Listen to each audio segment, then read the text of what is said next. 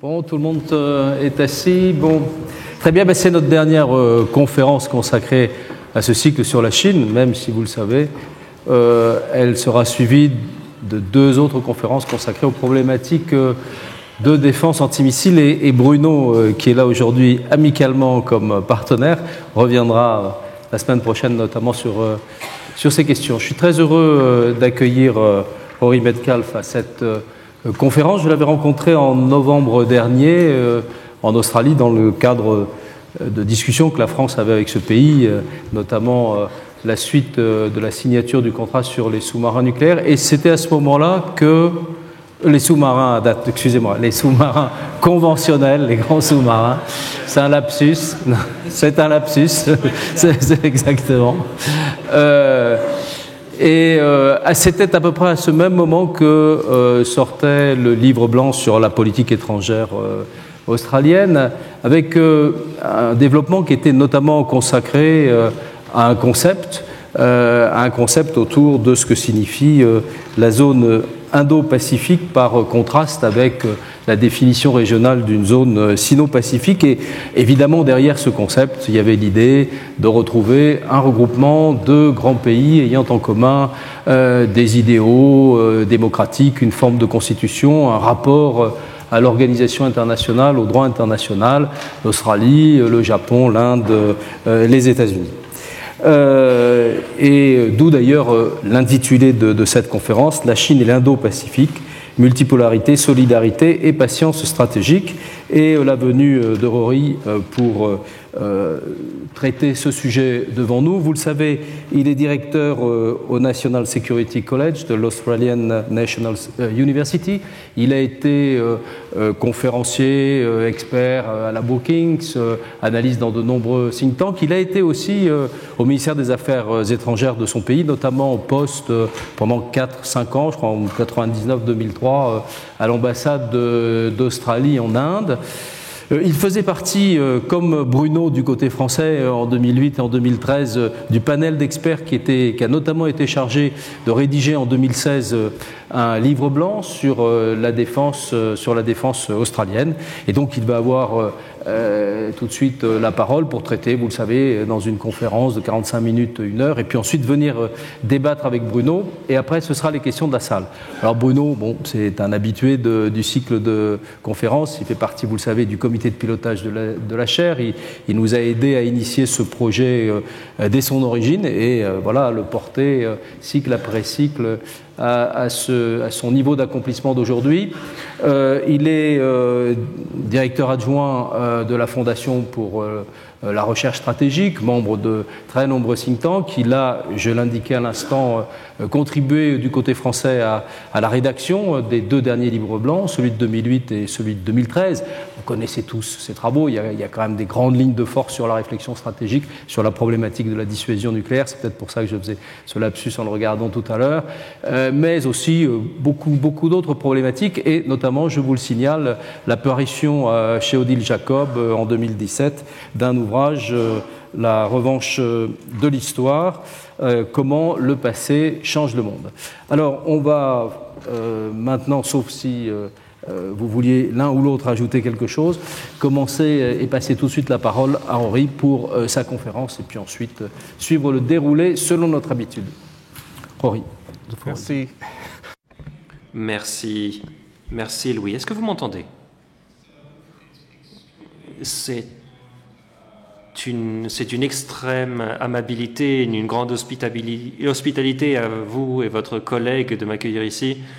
Et pendant 1 heure, je vais faire ce que je peux pour éliminer pour certains d'entre vous certains points sérieux du débat concernant ce que j'identifierais comme étant l'Indo-Pacifique, la région maritime asiatique occupée par l'Australie en particulier, qui a des implications stratégiques réelles pour l'évolution du monde, y compris ici en France. Donc, il y a des questions, il y a des débats, et comme je le sais, comme on l'a dit, mon ami Bruno Tertrais va s'assurer qu'il s'agisse réellement d'une conversation. Merci de votre indulgence. Il est temps, à mon avis, de réimaginer la carte stratégique de l'Asie. Alors, à mon avis, il y a un concept bref, mais de plus en plus obsolète, de la fin du XXe siècle qu'on appelle l'Asie-Pacifique, qui cède la place à quelque chose que l'on appellera l'Indo-Pacifique. Et plutôt qu'une distinction obscure concernant des légendes sur une carte, cette évolution a des conséquences réelles en matière de sécurité et de stabilité internationale, surtout lorsqu'il s'agit des effets de la puissance chinoise sur sa région et, en fin de compte, sur le monde. Les dirigeants japonais et indiens, australiens et maintenant américains donnent la préférence ouvertement au terme Indo-Pacifique lorsqu'ils parlent de la diplomatie, de la géoéconomie et de la stratégie dans la région, et d'autres pays en Asie tels que l'Indonésie et le Vietnam, où j'étais la semaine dernière, commencent aussi à faire l'expérience de cette idée et même s'ils n'utilisent pas ces mots, des pays comme Singapour pratiquent depuis longtemps une diplomatie qui fait le lien entre l'océan Indien et le Pacifique. En fait, la semaine dernière, j'ai entendu un haut responsable vietnamien à Hanoï qui a invité publiquement les institutions de l'ASEAN à préserver la paix et la stabilité dans ce qu'il a appelé l'Asie-Pacifique et le contexte plus large de l'Indo-Pacifique. Il semble que ce soit un point mineur de sémantique, mais c'est en fait un signal de l'intention vietnamienne de jouer un rôle plus actif pour équilibrer la puissance chinoise, et les puissances européennes telles que la France commencent à s'intéresser à cette évolution dans laquelle les nations asiatiques cadrent leur propre région comme elles devraient le faire dans un système mondial connecté où les démocraties connaissent les pressions et où l'essor chinois semble développer ses intérêts et son influence dans toutes les directions. Il semblerait que ma partie du monde devienne plus votre partie du monde qu'on pourrait le supposer. Donc, qu'est-ce qu'il y a dans un nom? Eh bien, beaucoup de choses, en fait. Le débat qui émerge sur l'Indo-Pacifique traite en grande partie de la Chine, mais à mon avis, ça n'est pas une région sino-centrée. C'est juste là tout l'argument, mais sans Chine, il n'y aurait pas de région qu'on pourrait définir comme Indo-Pacifique, comme on le verra. Depuis quelques années, comme l'a dit, je crois, Louis, j'ai cherché à cadrer ou à recadrer de façon active l'Asie-Pacifique comme étant l'Indo-Pacifique, un système stratégique à deux océans centré sur le monde avec des frontières assez fluides et un cœur asiatique. Et cela cadre bien avec la géographie et le point de vue de mon pays, l'Australie, qui, il y a 5 ans, est devenu le premier pays du monde à redéfinir formellement sa région de sécurité, d'intérêt sécuritaire et diplomatique principaux comme l'Indo-Pacifique. En tant qu'étudiant des affaires stratégiques qui étudie la politique extérieure, on sait qu'on fait quelque chose qui va dans le bon sens quand le ministre des Affaires étrangères de la République populaire de Chine prend la peine de rejeter directement le concept que vous avez développé. Donc Wang Yi a appelé l'Indo-Pacifique une idée destinée à attirer l'attention qui va bientôt se dissiper comme l'écume. Donc voilà, on peut tous rentrer chez nous maintenant. Mais pourquoi a-t-il pris la peine? Pourquoi est-ce que les dirigeants chinois, qui ont bien sûr beaucoup plus d'inquiétudes, de choses plus concrètes dont ils devraient s'inquiéter, pourquoi ont-ils monté une attaque intellectuelle frontale sur l'utilisation simple des mots Indo-Pacifique pour être que les Chinois voient quelque chose de plus substantiel derrière ces mots? Eh bien, l'Indo-Pacifique devient la remise en cause conceptuelle principale de l'idée de la nouvelle route de la soie, qui est une vision sino-centrée de la région élargie. L'idée de l'Indo-Pacifique réduit aussi la primauté de l'idée de la fin du XXe siècle de l'Asie-Pacifique, qui était surtout un ordre centré sur l'Asie de l'Est, qui cadrait bien avec la Chine parce qu'il avait tendance à exclure le rival émergent de la Chine, l'Inde, et on n'a pas besoin de s'en souvenir, après la visite du président Macron, quelle est l'importance de l'Inde dans cette région. Et selon moi, néanmoins, la détermination de Pékin à discréditer l'idée de l'Indo-Pacifique est très ironique et probablement futile, étant donné que c'est l'extension des capacités, des intérêts et de la présence chinoise dans l'océan Indien qui, plus que tout autre facteur, a entraîné cette redéfinition de la région. Donc, regardez ces quelques facteurs. Premièrement, comme on le voit ici, il y a la forte dépendance chinoise aux routes maritimes de l'océan Indien pour sa sécurité pétrolière. Maintenant, la présence pétrolière de la marine chinoise dans l'océan Indien, y compris des sous-marins et des manœuvres de surface. le développement de plateformes navales dans la Chine avec des porte-avions pour projeter sa puissance loin de son pays. C'est à ça que servent après tout les porte-avions, pour projeter la puissance dans l'océan Indien. La diplomatie stratégique active de la Chine pour encercler l'Inde. L'établissement aussi l'an dernier de la principale base militaire chinoise à Djibouti, qui a une très forte résonance pour la France et d'autres puissances qui ont une présence là-bas. Et il y a aussi la présence intéressante de la Chine au Pakistan, qui commence à revêtir des échos de présence semi-coloniale, y compris des communautés fermées de ressortissants chinois au Pakistan. Et puis il y a aussi les efforts d'influence chinoise avec des projets d'infrastructure comme la nouvelle route de la soie, qui répondent aux besoins de la région, mais qui intègrent aussi beaucoup d'implications et d'obligations. Et puis, il y a aussi les attentes de la population en Chine, avec des films d'action comme Wolf Warrior 2, Guerrier Loup 2, qui est sorti l'an dernier, de la propagande qui montre que la Chine va protéger les intérêts et la dignité de tous ses ressortissants, où qu'ils soient dans le monde. Et n'oubliez pas qu'il y a plus d'1 million de Chinois en Afrique. Et enfin, la réimagination de l'histoire qui a lieu en Chine, qui cadre avec les vieux concepts impériaux d'un certain degré d'autorité sur tout ce que l'on trouvait sous les cieux, pour justifier un rôle régional et mondial étendu. Et donc tout cela représente beaucoup plus que de l'écume sur l'océan. L'influence géoéconomique régionale de la Chine grâce à la nouvelle route de la soie, c'est en gros l'Indo-Pacifique avec des caractéristiques chinoises. Selon moi, il est paradoxal de voir que la Chine, pour l'instant, est la seule nation avec une véritable stratégie Indo-Pacifique, avec une stratégie qui englobe le Pacifique et l'océan Indien. Qu'est-ce que cela veut dire pour les autres pays ? Quand on cherche à trouver des façons de s'accommoder de la puissance chinoise, eh bien, selon moi, il y a des enseignements qu'on peut tirer de l'Indo-Pacifique sur la multipolarité, la solidarité entre des pays qui pensent pensent de même, pas que des démocraties, et puis une certaine confiance stratégique patiente pour gérer la Chine de Xi Jinping. Au début, c'était un débat qui pouvait avoir l'air intellectuel concernant des mots, des cartes et l'histoire, mais tout cela aura des effets quand on prend en compte les décisions, le comportement et les intérêts des États dans les relations internationales. Donc, regardons les cartes dans la conceptualisation de la région. Est-ce que cela veut dire pour le comportement des États? Parce que les cartes dans les esprits des dirigeants politiques ont des conséquences réelles en matière de diplomatie, d'économie, de concurrence stratégique et en même de guerre et de paix. Et je ne vais pas définir pour l'instant l'Indo-Pacifique. C'est encore un concept en chantier. Dans cette discussion, nous verrons pourquoi l'idée de l'Indo-Pacifique complique les ambitions stratégiques étendues de la Chine ou de tout autre pays, en Asie et même dans le monde. On verra aussi pourquoi cette idée est très bien adaptée aux autres puissances qui cherchent à modérer le comportement chinois dans la politique régionale et mondiale. Cela inclut mon pays, l'Australie, mais aussi, selon moi, la France. Donc, merci de votre indulgence, car je vais prendre certains détours dans l'histoire et sur le chemin, je vais essayer de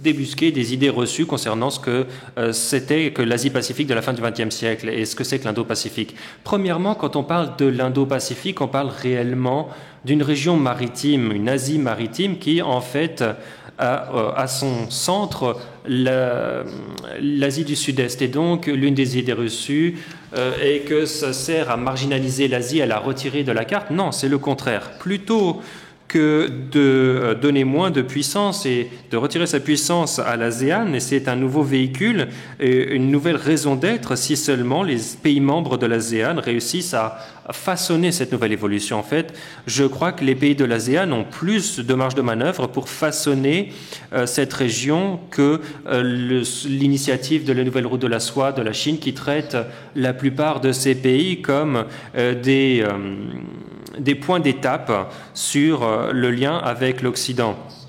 Pour développer un sens dynamique de l'Indo-Pacifique, on peut aussi fournir un fondement pour les politiques de plusieurs nations partout qui cherchent à protéger leurs intérêts face à une Chine qui s'affirme de plus en plus, en fait, il y a une perception de l'essor chinois comme étant une force impossible à arrêter, qui a des conséquences déstabilisatrices pour l'ordre régional.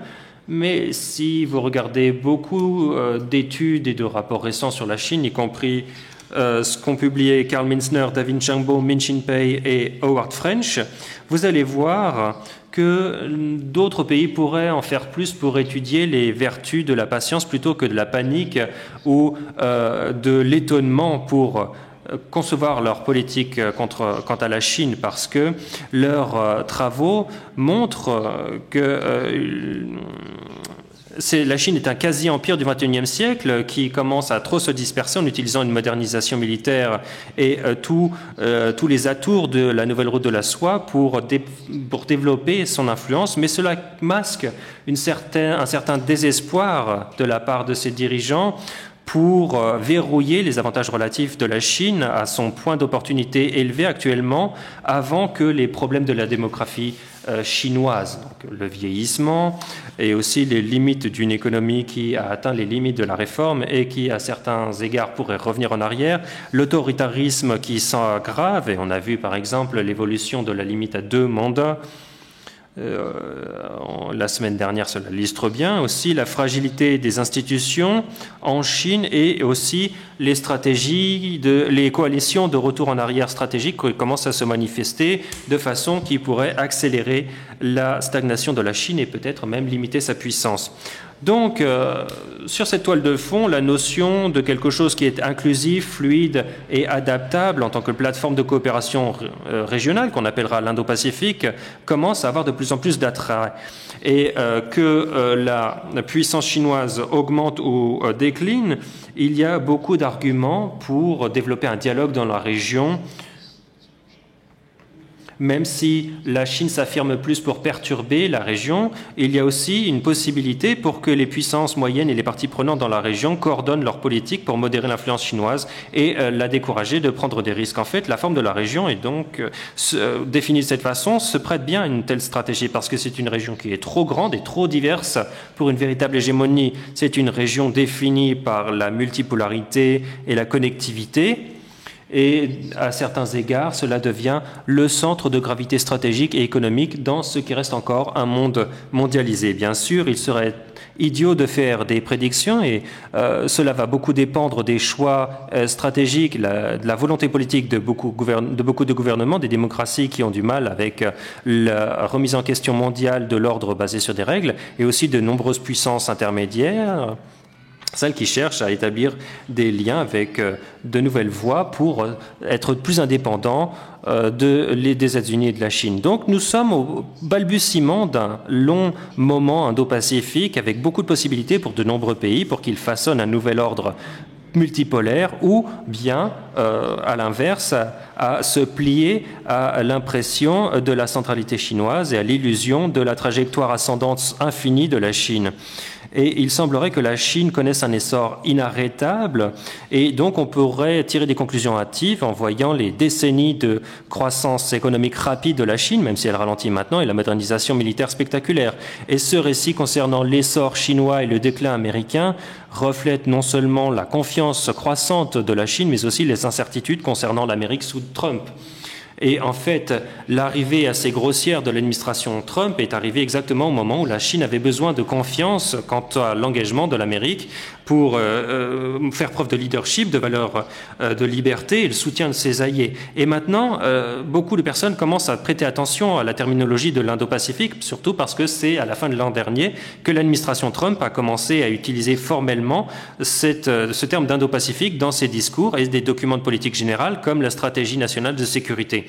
Mais l'un des points essentiels est que l'Indo-Pacifique n'est pas simplement ou à l'origine une idée américaine et qu'elle, j'espère, je pense bien qu'elle va durer plus longtemps que la présidence Trump. La caractéristique qui définit cette région est qu'elle est multipolaire et que la Chine et l'Amérique ne sont pas les seules nations dont les intérêts, la puissance et la volonté ont de l'importance. Ce que l'on voit, c'est un réseau de contre-récits qui commence à émerger qui commence à orienter montrer les attentes stratégiques et le comportement des grands États dans l'Asie et autre part. Ces récits varient d'une nation à l'autre.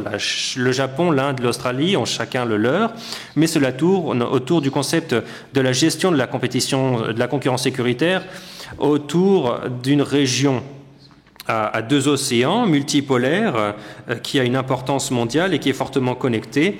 Et donc, on voit bien sur cette courbe à quel point le rôle de l'Indo-Pacifique est central dans l'économique parce que dans le monde économique, parce que c'est une super autoroute maritime qui relie les Amériques à l'Europe, mais aussi avec l'Asie. Et il est vrai aussi que l'Indo-Pacifique s'intègre dans un autre phénomène qui est le retour récent du dialogue quadrilatéral sur la sécurité, qu'on appelle le Quad, entre les États-Unis, le Japon, l'Inde et l'Australie. Et bien sûr, le Quad a fait l'objet de louanges et de critiques comme étant le véhicule permettant d'équilibrer, de contrebalancer la puissance chinoise ou même de l'endiguer. Et même s'il y a certaines vertus au Quad, eh bien l'Indo-Pacifique est beaucoup plus large et inclusif que le Quad. Et il y a beaucoup de mythes autour du Quad. Pour certains, c'est un OTAN asiatique, l'embryon d'une alliance formelle. D'autres voient cela comme une provocation à la confrontation avec la Chine. D'autres le rejettent entièrement parce qu'ils pensent qu'il ne va pas représenter grand-chose puisqu'il semble que ces États membres aient plus l'intention de parler les uns avec les autres plutôt que d'aller se risquer à se défendre les uns les autres, surtout lorsqu'on parle de la relation avec l'Inde.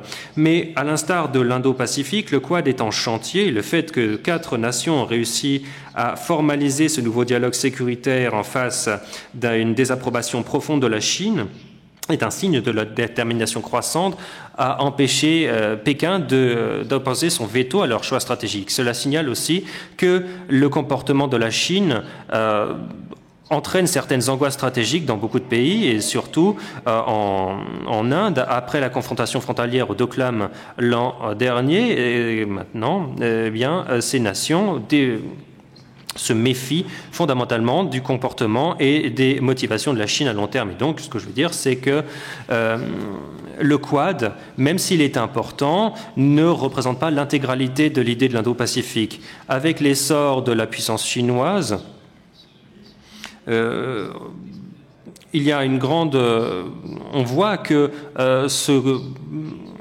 la géopolitique mondiale se dessine beaucoup en Asie, donc dans le monde, mais tout n'est pas que question de géographie et de la façon dont elle influe sur les nations. Donc, avant d'en arriver à cette étape tangible dans la conversation, essayons de comprendre comment l'acte d'imaginer la géopolitique des nations et des régions a des effets tangibles sur le monde.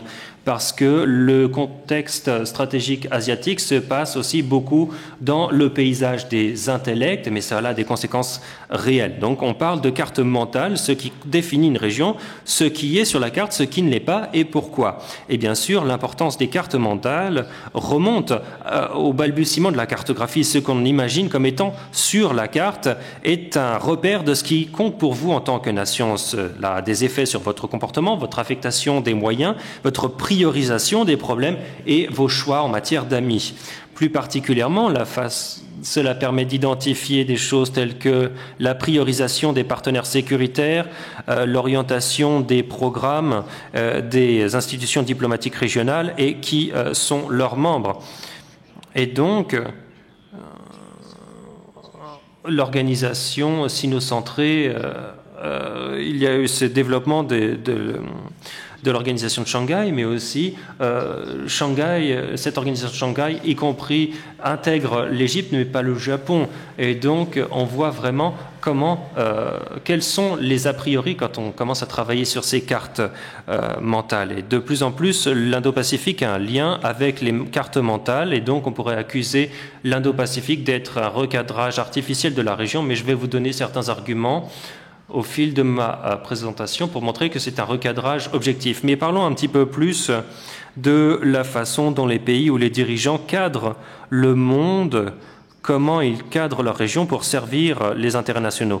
Bien sûr, le monde a l'air très différent selon la carte qu'on utilise. Et si vous revenez au XIIe ou XIIIe siècle, une carte très légitime du monde tel qu'il était perçu à l'époque, avec certaines priorités que l'on voit certaines relations prioritaires dans la diplomatie et les vues du monde que l'on voit immédiatement. Et si on fait les choses de cette façon, qui est bien sûr, en tant que j'applaudis des deux mains en tant qu'Australien, et c'est une vue tout à fait respectable du monde, vue du Sud, et qui permet de réduire le biais nord-sud à un moment et qui va faire applaudir les Australiens, les Néo-Zélandais, les manchots dans la salle, les manchots d'Antarctique, bien sûr. Mais cela a des effets sur les intérêts stratégiques. Et on voit que, du point de vue des Australiens, l'Asie a l'air beaucoup moins menaçante quand elle est en dessous de vous plutôt qu'au-dessus de vous. Ça a l'air un peu amusant, mais les nations puissantes ont toujours utilisé la cartographie pour servir les intérêts de l'État au détriment d'autres nations. Et cela se voit bien, surtout en Asie en ce moment. Passons maintenant à l'initiative One Belt One Road, la nouvelle route de la soie, quel que soit le nom qu'on va bien lui donner cette année, ce qu'on appelait la nouvelle route de la soie, One Belt One Road. Mais c'est ce réseau d'infrastructures d'influence que cherche à tisser la Chine dans toute l'Eurasie et dans tout l'océan Indien pour promouvoir ses intérêts. Ça fait longtemps aussi qu'on entend parler des concepts d'Asie-Pacifique, d'Asie de l'Est, d'Asie du Sud, d'Asie du Sud-Est, etc., etc. Mais bien sûr, ce sont des distinctions artificielles qui ont une raison d'être diplomatique. Et c'est la même chose avec le nouveau concept de l'Indo-Pacifique. Il y a 10 ans, l'Indo-Pacifique était presque inouï dans le discours des relations internationales. Et j'ai passé énormément de temps à essayer de persuader mes collègues de diverses nationalités à adopter, à voir la pertinence de ce concept. Mais maintenant, on voit de plus en plus de remise en cause des idées dans les cartes mentales de l'Asie. Cela peut se simplifier aux deux grands. La nouvelle route de la soie contre l'Indo-Pacifique qui est promue par le Japon, l'Inde, l'Australie, les États-Unis et aussi, je crois, de plus en plus toute une palette d'autres pays. Donc, qu'est-ce que l'Indo-Pacifique ? Voilà la chute. Donc, à un niveau, c'est surtout une description objective de la nouvelle dynamique stratégique et économique régionale plutôt qu'à ce stade un plan stratégique à part entière. Certains supposent que l'Indo-Pacifique est une stratégie plutôt qu'une description. Moi, je crois que c'est la base d'une stratégie, mais on n'y est pas encore. Simplement dit, l'Indo-Pacifique traite comme un système stratégique unique ce que l'on voyait comme auparavant des régions asiatiques très séparées, l'Asie de l'Est centrée sur la Chine et jouxtant l'océan Pacifique et l'Asie du Sud centrée sur l'Inde et jouxtant l'océan Indien. Donc un système stratégique pour les universitaires, un système stratégique, c'est un ensemble de relations de pouvoir géopolitique entre des nations où de grandes évolutions dans une partie du système vont avoir des influences sur les autres. Et à ce sens, l'Indo-Pacifique peut être compris comme une sorte de super région maritime avec son centre géographique sur l'Asie du Sud-Est et cela trouve un écho avec les travaux théoriques de Barry Buzan qui a développé le concept des complexes et des supercomplexes régionaux dans les années 90. Mais il ne faut pas prendre cela comme un effort pour marginaliser l'Asie, ou même l'Asie maritime, comme on l'appelle. C'est plutôt une région avec l'Asie maritime à son centre. Le concept d'Indo-Pacifique insiste sur le fait que l'océan Indien a remplacé l'Atlantique comme étant le couloir commercial le plus chargé, avec la plus grande importance stratégique. Il transporte 2/3 des expéditions mondiales de pétrole et des marchandises en vrac du monde, 1/3. Et si vous regardez cette carte, avec des projections pour les 15 prochaines années, on voit la centralité des voies maritimes de l'Indo-Pacifique. Ce sera vraiment le centre des échanges commerciaux et énergétiques du monde et ça aura bien sûr des implications sécuritaires. Les locomotives de l'Asie de l'Est, la Chine, le Japon, la République de Corée dépendent très fortement des importations de pétrole par l'océan Indien venant du Moyen-Orient et de l'Afrique et cette dépendance devra encore s'approfondir, même si la Chine cherche à construire des oléoducs. Néanmoins, cette dépendance maritime va fortement perdurer. 80% des importations pétrolières de la Chine, peut-être 90% des importations coréennes et japonaises sont transportées depuis le Moyen-Orient et l'Afrique par l'océan Indien. Et donc, cette dépendance énergétique maritime est aussi une grande vulnérabilité stratégique pour ces pays, et cela influe donc sur leur diplomatie, leur politique militaire, leur construction de partenariats et aussi leur priorité de modernisation navale. L'économie est au cœur, à l'origine de l'idée d'Indo-Pacifique, mais c'était aussi une confluence de facteurs stratégiques et économiques. Et donc, un grand facteur de tout cela était l'essor de la Chine et de l'Inde, qui sont revenus à leur statut précolonial en tant que grande puissance commerciale et économique, qui de plus en plus se tournent vers l'extérieur dans leurs affaires économiques et militaires. Mais bien sûr, il ne faut pas sous-estimer le Japon en tant que grand acteur dans la région. On voit cette image cette présence assez discrète du Japon à Djibouti. Et le Japon est devenu surtout actif dans sa diplomatie indo-pacifique ces dernières années. Et peut-être que Bruno, s'il en a le temps, pourra vous parler de cette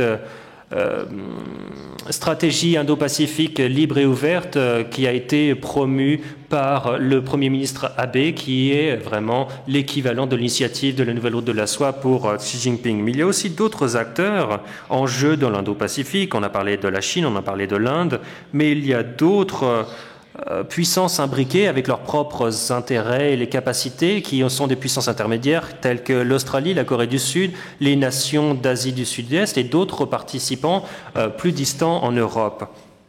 Et donc, l'Inde et la Chine développent leur portée, mais on voit aussi la présence poursuivie des États-Unis dans la région Indo-Pacifique, qui est un facteur essentiel pour définir la dynamique dans la région. Et on peut parler aussi des intérêts, la façon dont il faut tenir compte des intérêts du Japon et d'autres pays.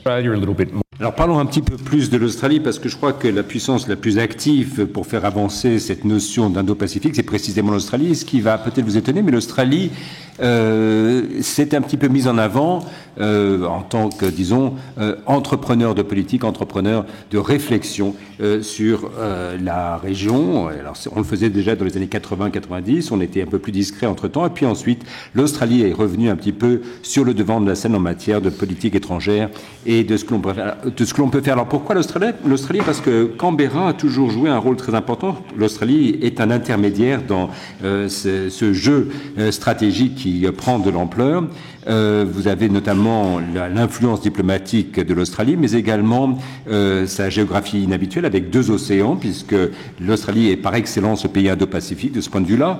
L'Australie a des avantages puisqu'elle a une proximité et une surveillance maritime de ses voies maritimes cruciales qui relient l'océan Indien et le Pacifique. Et puis l'Australie a un statut assez particulier parce que c'est un État stable qui est un allié des États-Unis qui, pour autant, diversifie plutôt ses relations sociétales et sécuritaires avec des partenaires de toute l'Asie et même au-delà. Alors, si on y réfléchit un petit peu à l'identité et à la dimension culturelle de tout cela, on voit que l'Australie a toujours considéré que son État particulier fait d'elle non pas un État ni occidental ni asiatique, et pourtant partie intégrante et en même temps distincte du monde asiatique et du monde occidental, ce qui explique pourquoi l'Australie a été à l'avant-scène donc de cette notion d'Indo-Pacifique pour la région, notamment en reconnaissant formellement cette zone comme étant d'intérêt stratégique pour l'Australie dans le livre blanc de 2013 et a renforcé cette position à travers son livre blanc de politique étrangère et de défense donc en 2017. Donc c'est maintenant la doxa bipartisane en Australie. Alors non seulement c'est un système stratégique, mais l'Indo-Pacifique est un système économique, géoéconomique, puisque vous avez d'une part les intérêts économiques des pays de la région qui ont donc des relations de force, de pouvoir, hein, comme pour la guerre et la colonie, hein, c'est le drapeau qui suit l'économie. Mais vous aviez des intérêts strictement économiques, puis notamment la dépendance vers le sud, hein, envers une Chine qui était tributaire du pétrole venant d'Afrique et du Moyen-Orient et qui traversait l'océan Indien. Il y a d'autres aspects particuliers particulier. C'est un système maritime où les intérêts et les interactions des pays maritimes donc, ont tendance à dominer sur les intérêts strictement terrestres. Et il y a tout un débat pour savoir quel est le poids relatif du poids donc continental, terrestre, par rapport au poids maritime. On y reviendra. L'Indo-Pacifique est un système multipolaire dans lequel le destin de l'ordre ou la destinée de l'ordre ou du désordre régional ne sera pas déterminé par un ou deux acteurs, les États-Unis et la Chine, mais par les intérêts et les choix des autres pays également. Et ceci est à la fois une bonne nouvelle et une mauvaise nouvelle. Et au-delà de ces caractéristiques plus ou moins évidentes, ce que je voudrais explorer ici, c'est le fait que l'Indo-Pacifique a toutes sortes de dualités. En fait, elle est caractérisée par la dualité. Alors, c'est sur le plan philosophique d'ailleurs, c'est quelque chose de très asiatique, classiquement asiatique, mais au-delà, vous avez la nature maritime et terrestre, puisque vous avez une région maritime joue justement sur la combinaison entre la terre et la mer. Alors, ces dualités, donc, vous avez dans l'Indo-Pacifique à la fois une description objective de circonstances géographiques et géopolitiques, mais également la base de décisions stratégiques prises par les différents pays. C'est à la fois une vue inclusive et exclusive de l'ordre régional qui intègre les intérêts de la Chine, mais qui en même temps cherche à faire respecter les droits des autres et à les rééquilibrer contre la montée en puissance de la Chine lorsque ces droits ne sont pas respectés. Et c'est une conception à la fois économique et économique de la région, puisque les origines sont économiques, mais les conséquences sont stratégiques. On va nous dire, mais qu'est-ce qui est dans l'Indo-Pacifique? Est-ce que les îles Marshall, de Madagascar? Bon, c'est pas vraiment les questions à poser, puisque c'est une région maritime de tous les points de vue, puisque vous avez des frontières donc fluides par définition. C'est la raison d'ailleurs pour laquelle différents pays les définissent différemment. Est-ce que l'Afrique est Indo-Pacifique ou non? Ça dépend de la mesure dans laquelle les intérêts des principales puissances indo-tragiques, la Chine, les États-Unis, l'Inde et le Japon, sont liés au continent africain. Et vous voyez que l'Australie et le Japon, par exemple, ont des conceptions différentes de la région. Donc, c'est une région maritime qui compte, mais c'est également la connexion entre la mer et la terre qui compte. Ce n'est pas donc un remplacement de la conception terrestre. C'est une notion complémentaire. Donc, c'est l'Asie, mais c'est au-delà de l'Asie, puisque vous avez l'ancienne Asie-Pacifique, mais en plus, cette notion qui peut coexister avec cette notion d'Asie-Pacifique, mais qui, à terme, pourra effectivement la remplacer. Puis enfin, l'Indo-Pacifique est à la fois régional et mondial, et c'est parce que l'océan Indien est évidemment la voie principale du commerce et de transfert d'énergie entre l'Afrique, l'Asie Pacifique, justement, l'Océanie, le Pacifique. Et donc, c'est une région mondiale et cette dualité n'est pas, en fait, contradictoire. Et cela compte pour l'Europe, ça compte pour la France, d'ailleurs, parce que, en termes pratiques, les principaux acteurs de l'Indo-Pacifique ne sont pas nécessairement des puissances régionales. Si on y réfléchit un instant, vous avez les pays qui ont vraiment des capacités déployées dans l'océan Indien, surtout les grandes marines océaniques s'y convergent, et ont toujours une présence, et en même temps, vous avez très peu de pays qui, justement, ont une présence. Enfin, la France, de ce point de vue-là, a un avantage, puisqu'elle a des territoires dans la région, et vous voyez que ce sont ce qu'est le sens d'une région à puissance mondiale. Alors, c'est un peu une source de confusion, mais enfin, on peut mieux comprendre tout cela à travers l'histoire. Alors, je ne vais pas trop m'appesantir là-dessus, mais enfin, on peut raconter l'histoire de l'Indo-Pacifique notamment sur un plan strictement chronologique, mais en fait, c'est surtout une réinterprétation de l'histoire. On va commencer par quelques grands tournants récents qui vont vous donner quelques indices sur les changements structurels qui sont intervenus. Je ne vais pas relire tous ces grands tournants, tous ces virages qui sont intervenus, mais en 1993, la Chine est devenue importatrice nette de pétrole, et en 2005, le sommet de l'Asie de l'Est a été établi, qui a ramené l'Inde et l'Australie dans ce qui est devenu l'institution qui devait couronner la région de l'Asie-Pacifique, le déploiement de la Chine dans le golfe d'Aden. Vous avez toutes sortes d'étapes historiques qui, peu à peu, indique finalement un changement fondamental par rapport à cette région Indo-Pacifique et qui reprendrait ce nom. Mais pour mettre ces dates dans leur contexte historique, tout d'abord, l'idée d'Indo-Pacifique n'est pas strictement américaine, et ce n'est pas d'ailleurs du tout une idée nouvelle ou originale, puisqu'elle a une longue lignée d'antécédents qui remonte à l'époque précoloniale.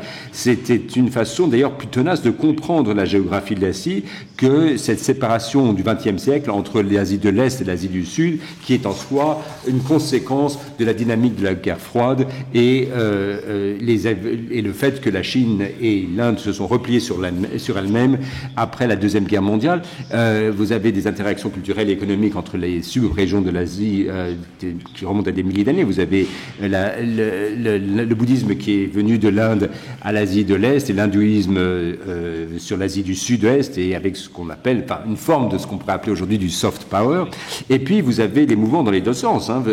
Au début du XVe siècle, l'Empire chinois a envoyé cette flotte de trésors qui est menée par l'amiral Zheng He sur de nombreux voyages océaniques. Et alors c'est intéressant parce que c'est cette même histoire qui est réinterprétée par l'histoire actuellement, une façon de légitimer le rôle de la Chine dans l'océan Indien, même si ces flottes finalement étaient quand même armées jusqu'aux dents et se livraient à des activités de pacification. Vous avez des problèmes d'instabilité intérieure, de pression économique, de tourmente. Bon, ça c'est des choses que vous connaissez. Mais pour cette raison, ces flottes de trésors n'ont pas été maintenues. Le nouvel empereur n'a pas vu l'intérêt de ces contacts avec des contrées lointaines, et ces flottes sont revenus au bercail sans jamais retourner vers l'ouest. Et là, on pourrait se demander quand l'histoire va commencer à se répéter. Mais évidemment, après que l'amiral Zheng He a mis fin à ses expéditions, à partir du XVe siècle, les aventuriers européens ont vu beaucoup d'intérêt dans l'océan Indien, et de manière souvent très violente. Et là aussi, sont rendus dans les eaux, les mers, mais également les terres asiatique ou de l'océan Indien, et vous aviez des compagnies, des explorateurs, des diplomates, des expéditions militaires européennes qui ne se sont pas d'ailleurs limités à cette notion, disons, du XXe siècle de l'Asie, puisque ces mouvements sont allés bien au-delà. Et c'est ça qui est d'ailleurs très intéressant, parce que pendant l'époque coloniale et de manière très très constante du CIEM jusqu'au XXe siècle, les cartes européennes de l'Asie intégraient l'Indo-Pacifique, de la région de l'océan Indien jusqu'à l'Asie du Sud-Est, la Chine, la Corée et le Japon, ce qui reflétait les dimensions ou la connectivité économique et géostratégique de la région. Et une de mes cartes favorites est celle d'Alain Manson-Mallet du début du XVIIe siècle, l'Asie moderne, et qui est aujourd'hui d'actualité. Je crois que le Quai d'Orsay pourrait reprendre cette même carte pour développer une nouvelle définition de la région. La forme de l'Australie a changé. Mais la carte que je préfère, c'est celle du cartographe néerlandais Ortelius de 1571. Alors, à part les sirènes et les monstres marins, qui ne sont d'ailleurs pas plus mythiques que la validité juridique de la ligne à 9 traits chinoise, ces cartes nous frappent par leur modernisme dans la conceptualisation d'une région connectée. Et ce qui me plaît dans cette même carte, c'est que vous avez une partie de l'Australie qui s'appelle une plage, peut-être que cela en dit long sur les attraits de l'Australie. Mais au XIXe siècle, cette portée se retrouvait dans la pratique impériale britannique. Les artères commerciales et les ramifications militaires de l'Empire indien ont atteint la Chine et l'Australie en passant par Singapour et sont allés à l'ouest par l'Afrique et Suez. Et donc en 1848, il était normal que l'Australie coloniale ait renversé la carte pour refléter finalement ce qui étaient ses liens avec le reste du monde. Alors, les grands stratèges s'en sont rendus compte au 19e, au 20e siècle, ou même au 17e siècle. Vous aviez Halford Mackinder et Alfred Teermaan qui ont vu que l'Asie était une région intégrée, et puis vous avez l'Allemand Karl Haushofer et l'Indien Panikkar qui étaient des géostratèges plutôt de l'Asie venant d'Europe, et qui sont arrivés à la même conclusion. Mais après la décolonisation et le pan-asianisme, notamment, vous aviez Rabindranath Tagore, indien certes, mais très apprécié en Chine et au Japon, qui ont vu que la région était très connectée. Et puis, pendant la Deuxième Guerre mondiale, les Alliés ont reconnu que le théâtre d'opération contre le Japon avait un caractère indo-pacifique. On a tendance à oublier le rôle joué par les Indiens, par les troupes indiennes dans la défaite du Japon de la Deuxième Guerre mondiale. Et puis, le Japon lui-même avait ce qu'on appelle la sphère de coprospérité de la Grande Asie orientale, qui visait une exploration ou une exploitation des ressources de la région indo-pacifique, parce que précisément, elle n'avait pas accès à aux ressources de la Chine. Mais enfin, après la guerre, les Britanniques et les Australiens ont continué à utiliser cette terminologie de l'Indo-Pacifique jusqu'à la fin des années 60 dans leur planification stratégique. Mais le changement était en cours et quand on voit comment ont évolué les politiques étrangères de la fin du XXe siècle, on s'est habitué à cette notion de Asie-Pacifique et l'ère coloniale de l'Indo-Pacifique s'est achevée sur ce qu'aurait dû être l'avènement des deux grandes économies de la région, l'Inde nouvellement indépendante et la Chine communiste, mais la vue indo-pacifique a été abandonnée puisque ces deux pays se sont repliés sur eux-mêmes en oubliant, disons, l'ouverture maritime. Mais c'est donc à partir des années 60 que cette notion d'Asie-Pacifique a pris le dessus dans la conception de l'Asie, et ceci a été compris par de nombreux de nos diplomates, de nos politiques qui sont venus à estimer que cette notion Asie-Pacifique est devenue permanente. C'était une région qui est censée connecter l'Asie du Nord-Est et du Sud-Est avec l'Australie et les Amériques, mais ceci n'a fait que renforcer le rôle des États-Unis dans l'Asie, avec l'institutionnalisation dans les années 80, notamment le processus de la PEC, c'est la coopération économique Asie-Pacifique. Et évidemment, quand la Chine s'est enfin réveillée avec un multilatéralisme, elle a vu un ensemble d'institutions, pas simplement la PEC, l'ASEAN évidemment, et le forum régional de l'ASEAN, l'ARF, mais rétrospectivement, de toute façon, on se rend bien compte que cette notion d'Asie-Pacifique ne pouvait pas durer parce que sans tenir compte de deux grands facteurs qui ont émergé dans les années 90. D'abord, la montée de l'Inde, qui était une puissance militaire et économique considérable qui allait au-delà de l'Asie du Sud, mais surtout la connexion accrue entre les puissances économiques de l'Asie de l'Est et la région de l'océan Indien, notamment, bien entendu, la Chine avec ses demandes, ses besoins en matière de ressources, de matières premières et d'énergie. Alors, cette évolution a dû se refléter dans la construction, dans l'établissement des institutions, et c'est pourquoi le forum de ARF a inclus l'Inde parmi les grands acteurs, et c'est ainsi que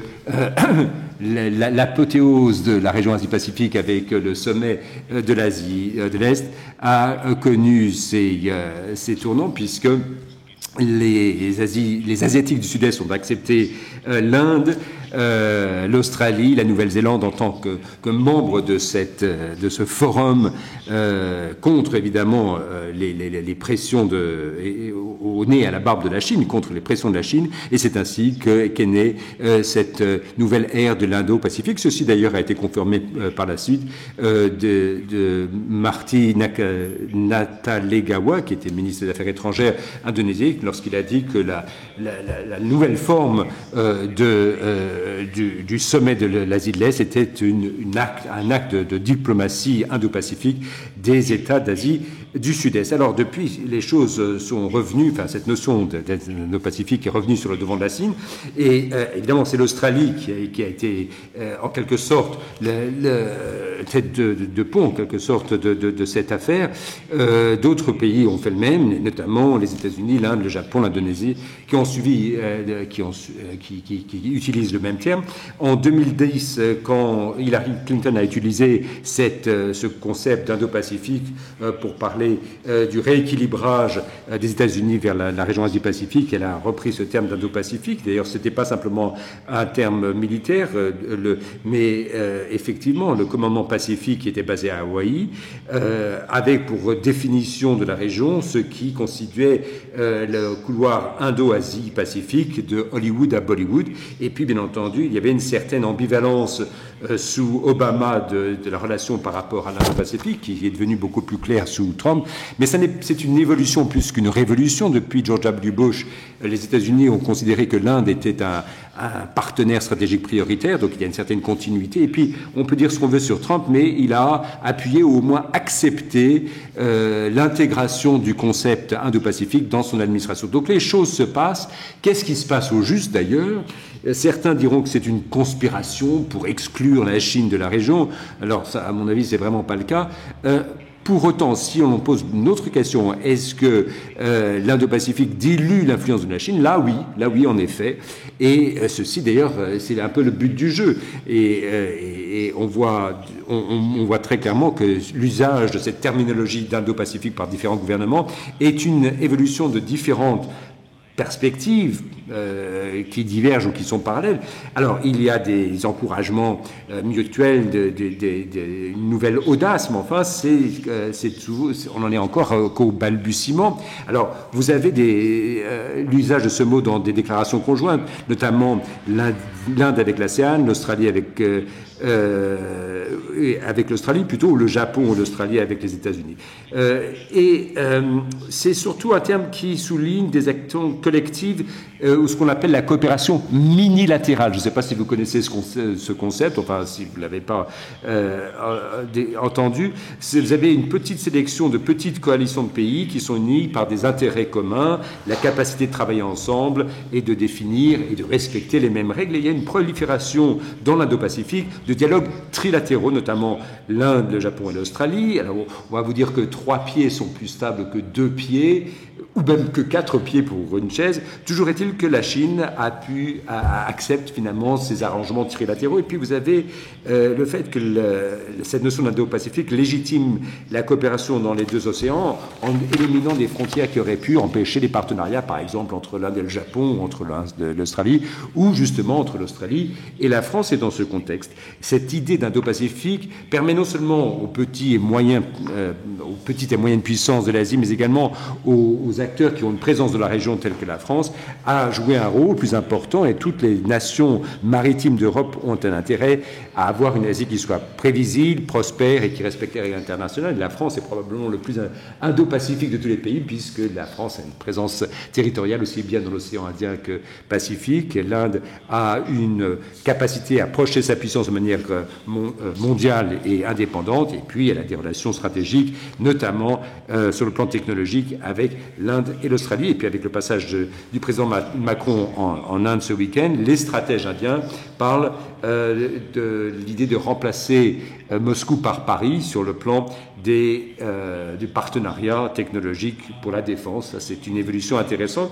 Et alors, d'autres idées sont explorées qui pourraient paraître tirées par les cheveux il y a quelques années. Le fait que la France, l'Inde et l'Australie proposent de collaborer sur une base trilatérale, parce que la France, l'Inde et l'Australie, ce sont les pays qui, finalement, ont des territoires les plus importants de toute la région. Et s'ils rassemblent leur puissance maritime ou leur technologie, ceci pourrait avoir un effet significatif. Alors, on ne sait pas jusqu'où cela ira. Après tout, l'Australie est très à l'aise avec le monde anglo-saxon des 5 yeux, alors que l'Inde et la France ont des versions distinctes d'autonomie stratégique. Mais enfin, il y a un intérêt réel commun à se lancer sur cette voie, et on reconnaît que l'Australie, en Australie plutôt que au-delà du partenariat de sous-marin avec la Chine, on va au-delà du commerce. Alors, ce qui est clair, c'est que pour les puissances locales et régionales, et autres d'ailleurs qui ont une présence, on cherche une façon d'intégrer la puissance et l'intérêt chinois dans une région multipolaire